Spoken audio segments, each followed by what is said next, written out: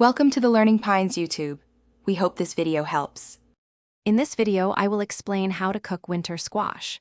Winter squash is a wonderfully versatile and nutritious vegetable that brings warmth to any meal. There are so many delicious varieties, from butternut to acorn, each offering its own unique flavor and texture. We're going to explore some simple, yet incredibly satisfying, ways to prepare these delightful gourds, making them a staple in your kitchen. Get ready to transform these humble vegetables into culinary masterpieces with just a few easy steps. Before we dive into cooking, proper preparation is key. First, always give your squash a good wash to remove any dirt. Then, carefully cut it in half. A sharp knife helps here.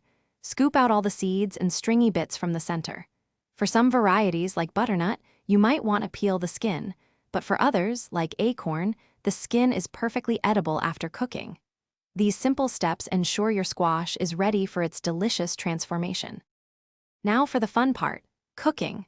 Roasting is a fantastic method that truly brings out the natural sweetness of winter squash.